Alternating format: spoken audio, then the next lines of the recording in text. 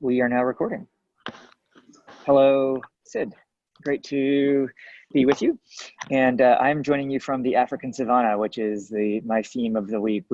Jay and I are starting to think about going to Africa and starting to plan that trip. So it's great to virtually be there before actually there.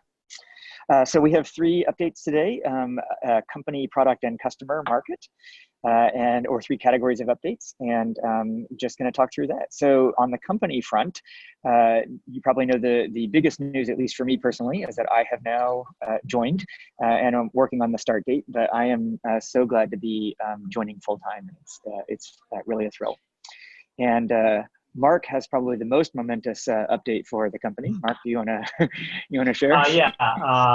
Last week had a second kid, so getting used to that sleep schedule and figuring out how that works in with the day to day. Yeah, such a joy. So glad. So Jay, on the company front, we revamped our website this last sprint. So tell us a little bit about the inspiration for that and sort of what we've done. Yeah, it's a huge, basically kind of like complete revamp of the website last week. Started both from the architecture of the website base. Like what we basically learned was that the template that we had worked off of in Jekyll was not going to meet a bunch of the needs for like sharing ongoing updates of information. It was a really good basic template for kind of having a single scroll page, but it was not a very good template for having a nested blog for or any of the other kind of like regular types of communications that we wanted to be able to allow the site to host. So we found a new template that works better, and Nolan implemented the back end, and we changed all the front end around, and it's really nice and clean. I think the most important stuff you should know about it are that now we basically can use this site as a place to do a couple things. One, use the site as a place to basically host a link for any documents that we might be sharing around. I mean, Sid, me and you for a long time have been sharing, for instance, the overview of double GDP, which we created in Google Docs, which is fantastic. And I think what we'd love to have going forward is a way where we can share that and any other documents that we want to share related to the company, whether they're job post descriptions, and even if they are work in progress documents that we're creating in a Google Doc, because it's easier for a content contributor who's maybe a non-technical to write something in Google Doc. We'd like to be able to host a link to that Google Doc on the website so that we can constantly be pointing people to the site first. If they want to bounce out then and see the document that we're talking about, great. But at least they'll understand that document lives in the context of a bigger thing. And putting, for instance, our overview document into the context of recruiting, for instance, right? Like a description for a job description, or a blog, like ongoing updates of stories. What we allow for basically is momentum, right? Like everything fits together into a really cohesive whole. And the most important story that we get to tell folks is that this company is growing. It's growing at a fast pace. There's a lot of iteration happening, and you can see that momentum occurring. In fact, what we ended up doing, at least for now, is if you think about the top menu bar of a website, the very first thing you can click on is a word that says progress. And basically that is just a home for all of the different ways that we are making progress on the company right now. So that includes progress on our recruiting side, right? So links out to who we're hiring. It includes progress on our knowledge and learning side. So as we talked about last week, we've basically got a link to our Airtable where there's sort of a knowledge database where we're collecting articles and links and insights and stuff like that from what we're learning.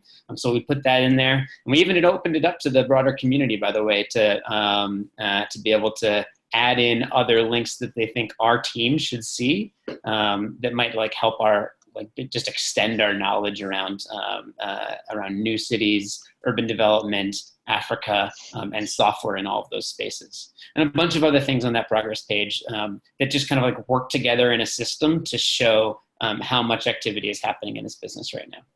So that's about it. Check it out. It's super cool. Yeah, I wanted to add one thing on there too, just from an organizational perspective. The website allows us to have subfolders, which is something we were really lacking in the website in the last one. So the last one, everything was just on one single page from a narrative perspective, and it made it very difficult to add new content in a way that would still sort of like fit into an information architecture. And then the other thing that's much better about this Jekyll template is the last one was all CSS, and I think that it used a version of Bootstrap that I think would have won an obfuscated code contest. But this one is much cleaner from a SAS, uses SAS and is much cleaner from a CSS perspective. So hopefully that'll make it easier to scale the website too. But all of this is really sort of in the spirit of being able to send information out and start getting more of our story out there, and using this as a landing page for people that we're actually meeting and having fresh, up-to-date information. Cool. Product. So there has been a lot of progress on product this past sprint. Some of it still, I think, not is still sort of on the back end side of bringing Ahmed up to speed and working on new versions of mocks and workflows, and sort of like upgrading some of the hypotheses that we had before. But we also had a great meeting with the head of security and operations at Nkwashi this week, and started diving in deep in terms of that as a use case. And I think we learned a lot that really validated security as the first use case that we want to go into.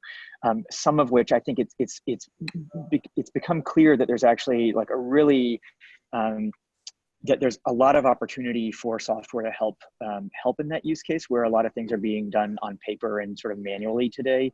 And I think it's also going to give us a very good foundational data model with a relatively simple UI. So I think it's going to help us build out sort of like, what are the fundamental concepts that we need from in terms of the way that different groups of people interact with the organizations that they're a part of and that they're sort of involved with, that are going to be really valuable, but not have to put a lot into in terms of the UI, because most of it sort of comes to a head with the security guard. I thought this would be useful just to sort of have Mark and Jay talk a little bit about some of the things and observations that they got from that, and sort of what your guys is thinking in terms of MVP there, and sort of what you got from today's call. Mark, why don't you kick us off? Yeah, I mean, I think meeting with the security stakeholder was really useful. We actually learned a lot after having that conversation. We kind of made some assumptions, I think, and a lot of those were correct. But this sort of definitely pushed us in the right direction and gives us some actionable things to do. So I think we can actually figure out how to structure the different users. We now know more about the contractors. We know a lot more about the requirements on the resident side. And a lot more about just the security issues they're facing on a day-to-day basis. And I think we have something that we can really build on concrete going forward. Cool. And a couple of like things that came up for me that were just like aha learnings in that conversation with that head with the head of security there. Like, number one is, if you think about a gated community, and this is eventually a gated community that has 10,000 units, right? Like right now there's 2 that are built. The first 2 are building. But like there's a main gate, and then maybe 5 and maybe 4 other kind of like sub entrances to that, with security at each of those. And the primary point of like connection between those security guards right now is very simple technology, right? It's radio. So the primary piece of technology that most of the security team has right now is, and the thing that they're using to communicate back and forth is radio, right? And the connection between the security team and kind of like the administrator team, right? Like that head of security that we're talking about is basically like radio to that person, like radio conversation plus that person's kind of like mobile device. What we did then also learn, right, is that like the mobile device on the administration side is a really important thing, right? Because it's a lot more mobile and a lot less desktop for how that leader needs to be basically managing all of the sub-security guards that he's working with, plus the way that that leader needs to kind of have a picture in his head across all the different people who are on site or in the construction site at any given time, right? Like all the different construction contracting organizations who are there. And had a long conversation with them sort of about like what types of views you need to have of that entire universe of like what's going on inside in any given day, plus like what frequency of updates you might need to have in terms of like whose permit is kind of beginning to expire this Thursday, and how that might like affect, you know, the way that they're walking through the site and kind of observing the contractors on site, who's like, and who they really need to be watching out for from a security perspective. So those are a couple things that came up for me. Yeah, so we're kicking off a sprint now and working on some stories for the September 18th deadline. And even as I say that, I think I'm realizing, you know, we probably need to look through the sprint plan that we have in place. We have some hypotheses of the MVP, and I think tomorrow we should probably look through some of those and figure out and sort of reprioritize a little bit based on what we've learned today. But I think mostly for the next week, we'll be focusing on back-end stuff and getting the sort of data model in place. And at the same time, Ahmed is doing designs for the front end. So that'll be sort of the first half of the sprint, and the second half will be focused on the UI. Talking about market then. So that's it for product. And then on the market side, I had a couple of interesting conversations in the last week, and I think there is a theme that came out in terms of API layers and sort of how data is being transferred between different systems. So one conversation was with CityBase, and they have a backend API now that is thinking about the way that payments are handled and the different payment access points for different cities, and they actually want it to be a little bit more public than it has, and they even have a customer that's starting to that's going to try to use CityBase just by buying access to the APIs and building their own interface on top of it. And that's it sounds like that's relatively new in the GovTech space, and it just sort of got me thinking a little bit about what might be different APIs that we want to be thinking about and or plugging into other systems APIs, and sort of where can we leverage other things and maybe take a different approach to it. So very early, but they're going to share, the plan is that they'll share some of their thinking on that, and we'll sort of have an ongoing conversation about ways that we can either support or partner along those lines. And then another interesting thing that I learned, I was at a random networking event and met a guy that used to run Honda's, I guess, connected car division, and thinking about what are the technologies in a car and in terms of mobility and transportation. And one of the things he talked about was a new mobility data specification that's emerging out of Los Angeles in their Department of Transportation, where Salita Reynolds, their I guess, chief information officer, or, you know, CX person, is leading the charge in trying to define an API layer that of how cities are interfacing with trip data. And there's sort of two aspects. One is a read and one is a write, but one is how that providers like scooters and hopefully the car, like Uber and Lyft folks, can say, here's the trip data of trips that we've seen and where they're picking up and dropping off. And then on the other is a way that the city can alert transportation providers to obstacles or things going on in the city, like an event, or even it could be an emergency, or could be an event that's letting out, and trying to sort of plan in advance or raise awareness in advance for some of those things. So far, it sounds like the scooters are playing friendly and want to participate, and that the Ubers and Lyfts of the world are not wanting to participate. But it seems like a relatively new kind of thing that's emerging in the industry, and it was just interesting to learn more about it. So very early days, but those were just a couple of conversations in the last sprint that inspired me and sort of were things that I wanted to learn more about as we go. Jay or Mark, anything that you want to add or conversations you've had in the last couple of weeks that you think are sort of interesting sort of market development? Well, another random thing, okay, this is totally breaking my framework for how we structure this conversation, but a thing came up as you were saying that, Nolan, about transportation, and it reminded me back to the conversation earlier today with Nkwashi. So a thing I would not have predicted, but is good to know about the site and security on the site. Picture the security team as working like mostly on foot and on bicycles, as opposed to navigating the